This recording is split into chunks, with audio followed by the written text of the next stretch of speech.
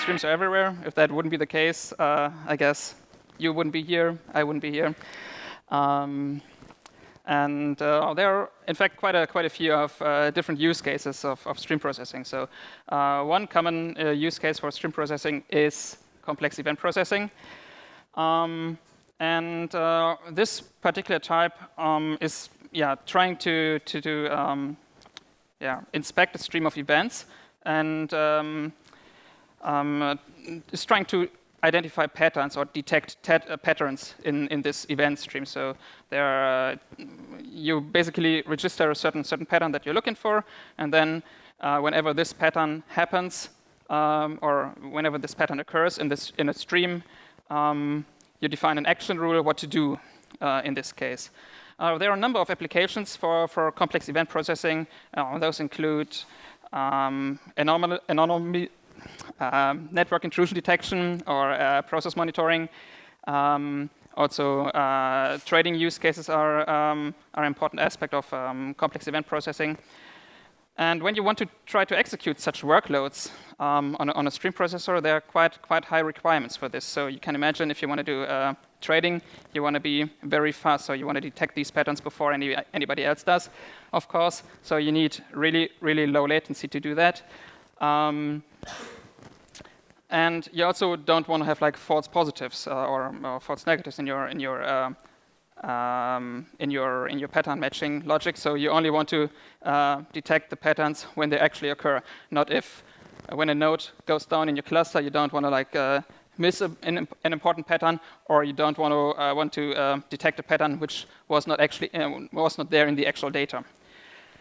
So what you also want to have is like low latency and exactly once semantics with event time support. Another use case is that is pretty common is analytics on streams. In the traditional setting, a traditional analytics setting looks like this. So you have some kind of a transactional database, and periodically you do an ETL to move data from the operational databases into a data warehouse or into your Hadoop cluster, and then you run periodic batch jobs on this data. This whole architecture, of course, implies that there is a delay in between. So like this periodic ETL step takes some time, so you only do that maybe once a day, right in the middle of the night when the load on your database is the lowest. And then there are these these queries, report queries that you just maybe run a day when the ETL thing is over. So you get your results with some delay. Stream analytics, on the other hand, means like you continuously evaluate queries over your data streams. You continuously aggregate data, and you have very, very low delays on your results. So when the data enters your cluster, a few, depending on what kind of calculations you do, as soon as the result can be computed, you'll probably have the result there. And actually, if you look at it from a little different angle, you'll see that batch analytics is actually some kind of special case of stream analytics, because you can see like a batch as some kind of a finite stream. Looking at the requirements of a stream processor, if you want to execute these analytical workloads on a stream processor, first of all, you usually want to have high throughput. So usually these workloads work with massive data. So you want to be able to move lots of data through your stream processor. Again, you want to have exactly once semantics. You don't want to count things twice in case of a failure. And in order to have consistent results, you'll usually also want to rely on event time. So Apache Flink is a stream processor that is basically has the capabilities of serving both workloads pretty well. So the CEP, the complex event processing workload, which requires low latency, as well as the analytical workloads, which are more have higher requirements on the throughput. it has support for event time and these exactly one semantics, right? And the core APIs are the data stream API, which is basically which is available in Java and Scala. So this talk will now talk a little bit or introduce the new APIs for these workloads, the CEP library and the streaming analytics, or the APIs for streaming analytics that the Flink community is currently working on. So for CEP, we have a domain-specific language to define patterns and actions for these complex event patterns. And for the analytical part, the Flink community is working on StreamSQL as well as the table API, which is evaluated on streams. Finally, we also talk a little bit, which is a little bit more visionary, about how these two use cases or these two applications can actually be combined. So how can we combine complex event processing and streaming SQL in an API to make it, or what could be the use cases for such an integration, and how could such an integration look like? So the second part, so this integration of CEP and SQL is rather visionary, as I said. So we haven't really started working on this, but this is, I think, still a very interesting idea that we want to share with you. All right, so in this talk, we're basically focusing on or discussing the different APIs and different use cases on one particular application here, which is tracking an order process. We're seeing here basically a stream of 3 types of events. So we have a customer here, and the customer places an order at some kind of retail company. And the retail company is basically the entity that has all these, basically tracks all the events and wants to make sense of the event stream. So when the order arrives, the retailer creates a order received event and puts it in the stream. Then once the order is received, some person walks through the warehouse, picks all the stuff together in a box that the order requests. And once the box is full and everything's in, the packet is closed and given to a delivery service. And at this point, the person generates a second event, and this is the order shipped event. So this goes again in the stream, and then the order is delivered by the delivering service.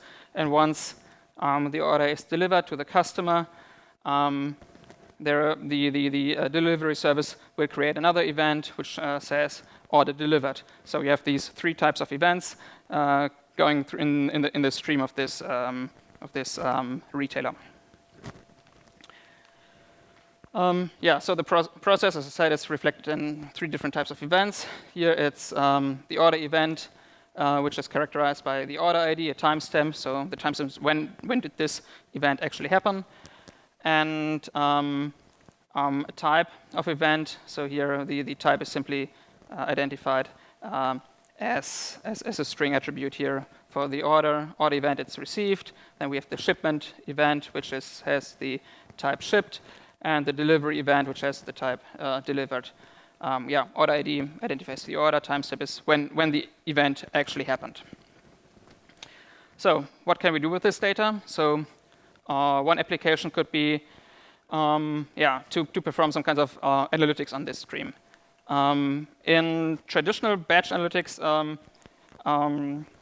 what you usually do is you repeatedly evaluate queries over changing data sets. So you have your database, the database is updated from time to time, and you run the same query over and over again to basically get your reports of what is happening. These queries usually involve joins and go over large data sets because we always aggregate the full database. In streaming analytics, the queries are not executed multiple times, but just once, so you have like a standing query. And this query produces a continuous result. So you get the result is a stream, and the input is also a stream. And here the question is, okay, how do I actually compute aggregates on an infinite stream? And the answer to that is you somehow have to split this stream into buckets, into windows, and this is usually done by time. The different types to split the stream. One type is called tumbling windows. These windows have a fixed size and are one after the other. So you can say, I want to compute my window should have the size of 1 hour, and then the stream processor will collect data, all the data points for 1 hour, and when the hour is over, it will compute an aggregation function over this window, and then it will start the next window for the next hour. Another type is called sliding windows, which are as well fixed in size, but might overlap. So you can define something I want to compute. My window should be a size of 1 hour, but I want, instead of getting the results every hour, I want to get the results every 15 minutes. So you will have every 15 minutes the result of the last hour. But when you look at this, one question that one may ask is, okay, I have a window of 1 hour, but what does 1 hour actually mean? So is it, if I look, what is the meaning of time here? So we have this support for event time in Flink, which what that basically means is that you look at the timestamps in the events to put them in the right windows. So you're not the machine on which this window operator runs. It does not say, okay, right now it's 12 o'clock, and I'm closing the window when my clock tells me it's 1 o'clock. But instead, the query processor looks at the data points, or at the timestamps of the data, and puts the records in the right windows. So this is mandatory to actually get correct and consistent results. Because imagine what would happen. You have a very slow box and a very fast box. The slow box is slower at processing. It can't ingest as much data. The fast box is capable of processing much more data. So more data will end up in the same window, right? So let's do this with an example. So we have this stream of events here. The envelope basically marks the order arrived event, so when the order arrives at the warehouse. And what we want to do is we want to count the orders by the hour. So we have here 2 o'clock, 2 o'clock, and during the time from 2 o'clock to 3 o'clock, we basically observe one of these envelopes. So the count aggregate here would be one order for the time between 14 to 15 o'clock. For the time between 15 o'clock to 16 o'clock, we would get 2, and so on. So this is basically the type of query that we want to ask.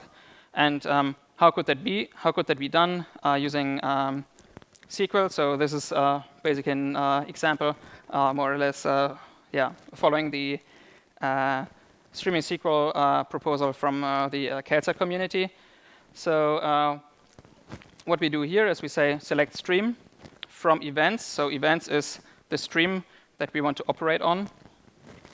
And then there's a where clause where it says status equals received. So we only want to count the number of received order events. So we apply the filter function here. And then the windowing definition goes into the grouping clause. Because if you think about it, a window is some kind of grouping of data. And in this case, it says tumble interval 1 hour, which means on the timestamp attribute. So we want to have a tumbling window for 1 hour, and this window should be evaluated based on the timestamp attribute. And finally, for each of these windows, we then want to count how many elements are in the window. And this tumbled start function here basically returns the starting timestamp for this window. So in this case, it would be like 14 o'clock, 15 o'clock, 16 o'clock, and so on. So we also want to know for each record that this that this query computes, we want to know for which window it was computed. So how is that? How does this streaming SQL statement? How is this translated into a Flink program? So this is like the high-level architecture of how we do the transformation. Flink does not only feature SQL on streaming tables, it also features streaming on static tables, so basically just regular SQL. It also features not only a SQL interface, it also features a so-called a table API, which is more like a language-integrated API for relation processing. And both of these APIs are translated into the same logical representation, which is a so-called logical plan from Calcite. This logical plan is optimized by Calcite's optimizer.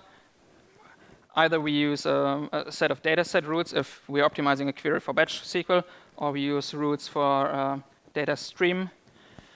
For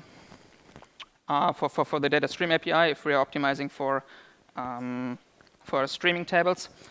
So we're basically using the same architecture here, and depending on what kind of roots that we use, we get either a dataset plan or a data stream plan, and these are then compiled into regular data stream or dataset programs. So in the end, everything is compiled down into Apache Flink's core APIs. I'm going, actually, the next talk, I'm also giving the next talk after this one, will be a little bit more in depth about how this translation works and what it means. And with this, I'm heading over to Till, who's talking a little bit more about the complex event processing. Is my mic? Yeah, now it's working. Thanks for the great introduction to streaming analytics. Now I want to talk a little bit about like pattern matching on our input stream using complex event processing. So for that, let's take a look again at the initial scenario where we have this order fulfillment, where we have like this event stream of orders, shipment events, and delivery events. But this time, we don't want to calculate like an aggregate of the number of orders we've received every hour. But here we want to extract some additional information from the input stream, which lets us notify our customer whenever delivery is delayed. So being able to do that will definitely improve the user experience. So that's some valuable information. So how do we do that? First of all, we have to define some SLAs, like a time interval, which is acceptable for the delivery to take. And we are not only doing that for the delivery step, but also for the internal processing step in our warehouse. So from receiving the order to preparing the package to give it to the delivery service. So what we do is we introduce these 4 new event types: the process success event, the process warning event, and the same for the delivery. Whenever the processing and the delivery step were completed in time, we will generate a process success event, and if not, we have to generate these warnings.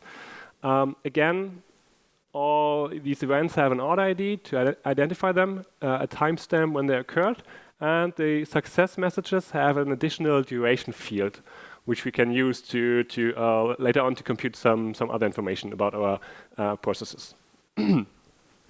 Okay, now let's take a look at what we try to extract from our input stream, and it's the easiest to explain with this example here. So what we try to do is we try to find for each incoming event its respective the succeeding counterpart. So when we receive like an order event, we look in our event stream for a corresponding shipment event, which tells us that the order has been processed and now the delivery service is taking care of it to deliver it to the customer. So since here, in the case of this green letter, we see our green parcel symbol, which tells us that the processing step has been completed, which will generate a process success event. And later on, we even see like a successful delivery event, which happened in time. So we can also generate a delivery success event because it was completed. for those elements where we don't see the respective counterpart, which is following the here in that case the parse event, which is not followed by a delivery event, we have to, or we can generate our warnings. And these warnings can then be used by a service to notify the customer, for example. So that's the general idea. How do we express that with Flink's CEP API? So first of all, we have to define the pattern. The pattern is actually quite simple. Whenever we see an order ID, so this is the definition for the processing success and warning event. So whenever we see an order event, which is followed in time by a shipment event, we generate this process success event. And if we see an order event, but it times out, then we can generate this warning. So the first step is to define the pattern. Here, every pattern starts with a beginning event, which we give the name received, and we say that all our events are of type event. Since we only want to match on the order events, we supply also the subtype constraint to the first event, where we tell the system that we only match those events which are of type order, which is a subtype of event. So that would match this part. Next, we say that we want to look out for another event, which we call shipped, which has the constraint that it has to be a shipment event. So we could have also used the subtype event here, but I just want to show you that you can also supply like a more general where clause, where we basically filter on the status, that the status equals shipped, which is equivalent to say that the event is of subtype shipment. And last but not least, we define the time interval, which is basically our SLA we are accepting, where we say that the processing should not take longer than 1 hour, which is quite ambitious, but yeah. Okay, after we've defined this pattern, we basically apply the pattern to our input stream of events. Since we want to match like these we want to generate the warnings and success messages for each order. We key it by the order ID so that the patterns are tracked for each order individually. And this gives us a processing pattern stream on which we can apply the select clause, which will generate our complex event or the results of the CEP processing. Here, we say that whenever the pattern timed out, so whenever we've seen an order event, which is not followed by the shipment event, we want to process a warning. So the first function you supply to the select method is the timeout handler, which is called for every partial pattern. The second function you define here is the select function, which is called for a successful match pattern. So whenever we've seen these two events. And here we simply extract from the pattern the order ID, the timestamp when we've seen the shipped event, and calculate the duration from going from receiving the order to shipping the order. And this is then returned as a data stream of either type of a process warning or a process success, which we can use to trigger, for example, this notification service I've talked about before. All right. That's how you define can extract patterns from events, but from an input stream of events. But what if you want to apply some aggregations on these new complex events? So this might be interesting, for example, to calculate the number of delayed shipments per day, so that you can assess your delivery service. And if it's bad, then you can think about shipping your parcels with a different service. Or you could be interested in calculating the average duration it takes for your warehouse to process the orders, from receiving the order to giving it to the shipment service or delivery service. That could be used for internal optimization, for example. So how can we do that right now with Flink? Right now, you can basically combine CEP with StreamSQL by simply using the data stream, which we've just calculated, which is the result of this complex event processing. So we have data stream of either delivery warnings or delivery successes.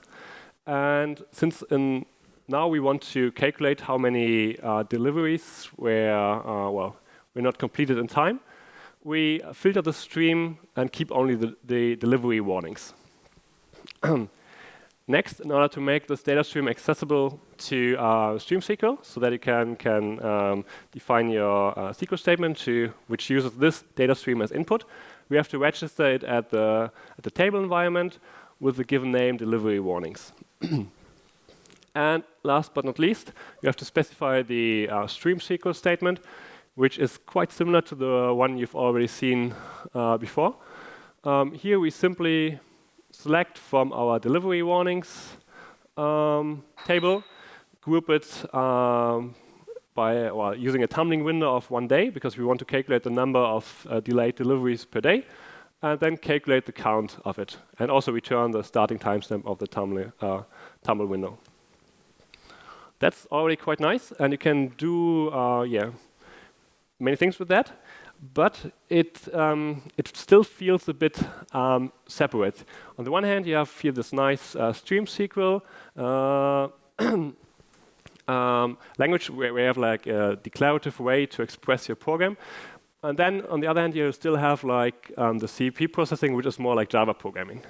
So what we actually would like to do in the future is to combine these two, to have a way to express the CEP logic also within your StreamSQL statement, or to have a way to declare it or to define it in a declarative way. So that's just like a kind of draft idea how it could look like. Here we express the pattern logic as a nested SQL statement. So we select from this nested SQL statement where we basically define the CEP pattern with this special pattern keyword, where we say that we want to select from all A's, which are followed by B's, partitioned by the order ID and ordered by timestamp, and which happen within 1 hour, such that A has the status received and B the status shipped, which is the equivalent that A is of type order, as an order event, and B is a shipment event. And from these patterns, we calculate the duration by simply subtracting the timestamps and use the timestamp of the shipment event as the new timestamp.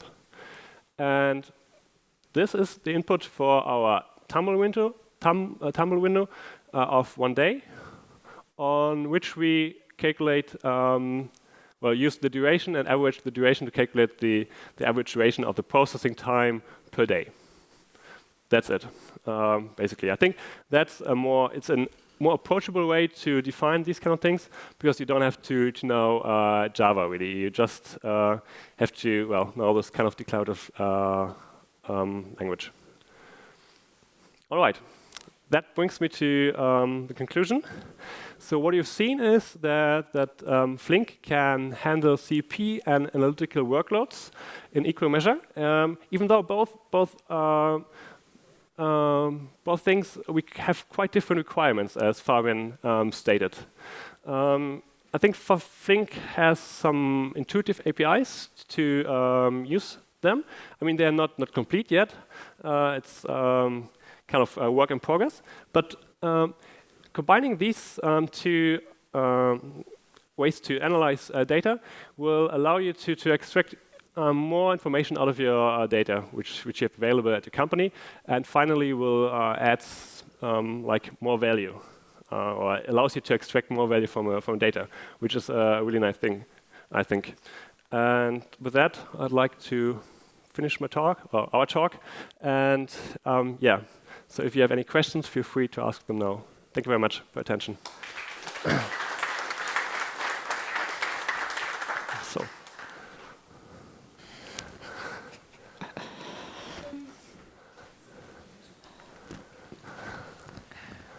want to take it? If I may, can I critique what I just saw? So first of all, I love the idea of combining CEP and SQL. So one remark there, you guys probably thought of it already. That query that was in the from clause, you could make that into a view. So you could just have a create view as. So in fact, each of your CEP event streams could be a named view. And then you can start, if you're doing really complex event processing, you can build one complex event view on top of another, on top of another, on top of another. And then making them views makes them very easily composable. So that's one thing. I haven't looked into this too much, but I believe Oracle has some language extensions for including CEP in SQL. I don't know whether you looked at that, but it's pretty much like what you came up with. So, as we're trying to figure out what this looks like, we should definitely look at what Oracle's done. Yeah, that's a very good remark. Actually, we didn't do an extensive survey on what's already out there. So basically, we just did a little bit of brainstorming ourselves and came up with this this thing. But yeah, I mean, before we start a serious discussion about it, you're completely right. We should have a look at what's out there and what do others do. And the other, it's possible that CEP language is syntactic sugar for some stuff that's in SQL already, like exists and not exists and so forth. So, it might be possible to rewrite that query in terms of exists and not exists. Anyway, it looks really good.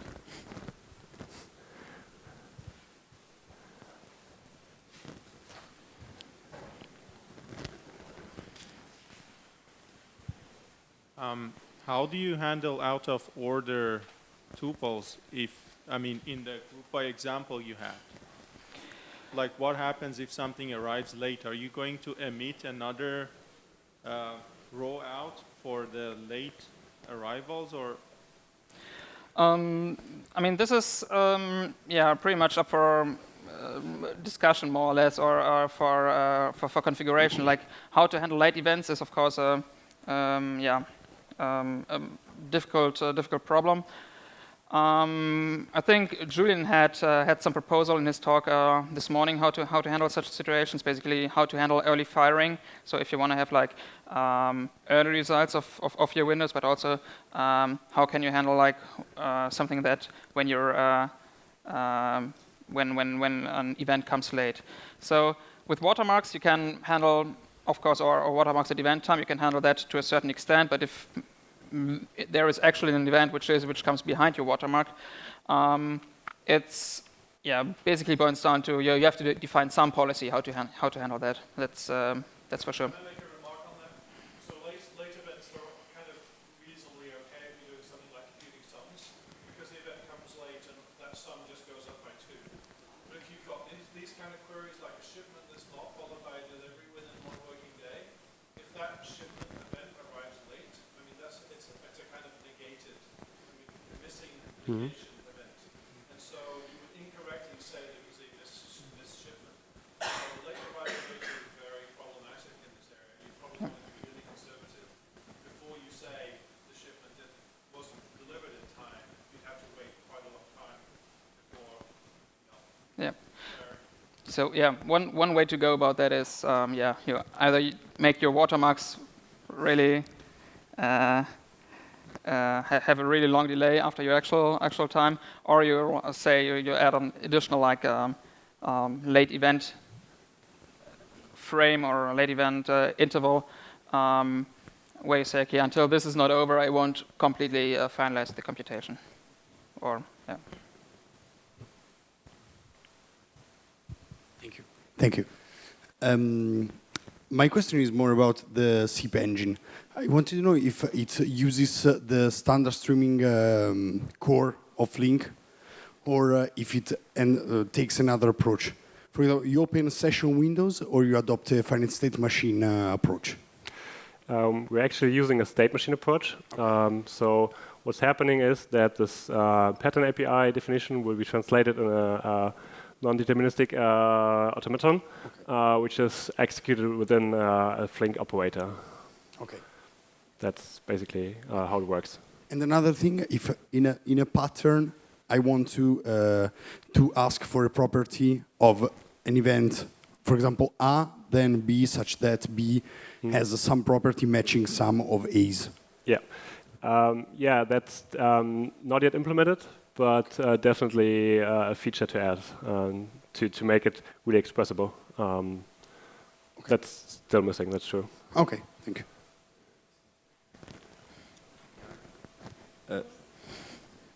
It's very fast. What about recursion in the pattern match? Did you talk about that, like time-wise? Yes, the current implementation, at least the underlying NFA allows to do like everything you can also do like with regular expressions like cleany star, bounded repetition. That is supported by the underlying shared buffer implementation and the NFA, but not yet exposed to the user. That also things we still have to add. And as Fabian has stated, it's ongoing work.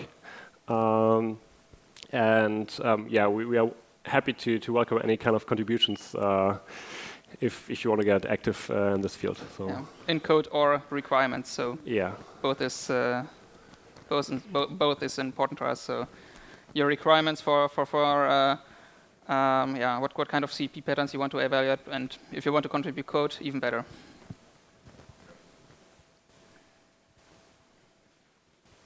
Does this actually works on Flink, or is it a concept? The query from the previous slide, can I execute this on master, on all version of Flink? you mean wait that one? The last query. That one? No. No, that one? No, that's the one. vision part. Okay. That's the how it could look like. This, I mean, that's not done yet. So, as a quick remark, Esper probably has a similar thing than Oracle in terms of SQL extensions. But my actual question is, do you have any rule of thumb for when to use the CEP API? So, is it always the state machine kind of thing? So, get one event and wait for another one, or are there other use cases as well? For the CEP part, it is you use the CEP library for detecting temporal patterns. Basically, that's the main purpose. So that's at least the way one can use it now. Everything else, like doing aggregation, for that you should use streaming analytics part. So yeah, but I have to admit that I didn't look too much into Esper. So what you can do there, and what approach they take to solve this problem. So yeah, so I can't tell you much with respect to Esper actually. But it's mainly if you want to detect, if you want to have a concise way to express temporal dependencies between events in your stream. Okay. Excellent.